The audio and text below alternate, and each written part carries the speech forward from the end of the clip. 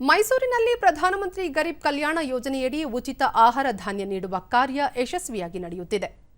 ಒಂದು ದೇಶ ಒಂದು ಪಡಿತರ ಚೀಟಿ ಅಭಿಯಾನದಡಿ ಫಲಾನುಭವಿಗಳು ದೇಶದ ಯಾವುದೇ ನ್ಯಾಯಬೆಲೆ ಅಂಗಡಿಯಲ್ಲಿ ಆಹಾರ ಧಾನ್ಯ ಪಡೆಯಲು ಅನುಕೂಲ ಕಲ್ಪಿಸಿರುವುದು ಜನರಿಗೆ ಸಹಾಯಕವಾಗಿದೆ.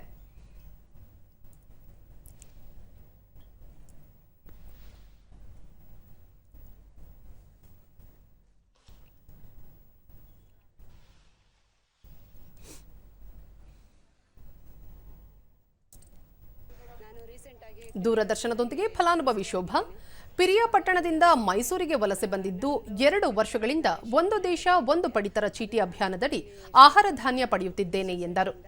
ನನಗೆ ಎಲ್ಲ ಅನುಕೂಲಗಳನ್ನು ಮಾಡಿಕೊಟ್ಟಿದ್ದಾರೆ. ಅವರು ನನಗೆ ಯಾವುದೇ ಕಾರಣಕ್ಕೂ ಇಲ್ಲ ಅಂತ ಹೇಳಿಲ್ಲ.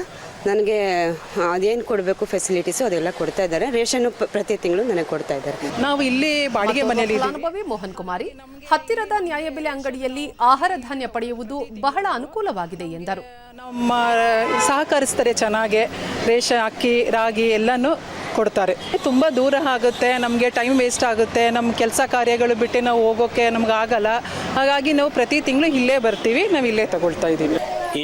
ನ್ಯಾಯಬೆಲೆ ಅಂಗಡಿ ಮುಖ್ಯಸ್ಥ ರವಿಕುಮಾರ್ ಮೈಸೂರಿನ ಶ್ರೀರಾಂಪುರದ 1500ಕ್ಕೂ ಹೆಚ್ಚು ಫಲಾನುಭವಿಗಳಿಗೆ ಉಚಿತ ಆಹಾರ ಧಾನ್ಯ ನೀಡುತ್ತಿದ್ದೇವೆ ಎಂದು ತಿಳಿಸಿದರು. ಒಂದು ಯೂನಿಟ್ಗೆ ಕೊಡ್ತಾ ಇದ್ದೇವೆ. ಅದರಂತೆ ಅಂತಾರಾಜ್ಯ ಮಟ್ಟದ ಕಾರ್ಡ್ದಾರರಿಗೂ ಕೂಡ ಅದೇ ರೀತಿ 5 kg ದವಸ ಧಾನ್ಯಗಳನ್ನ ಕೊಡ್ತಾ ಇದ್ದೇವೆ.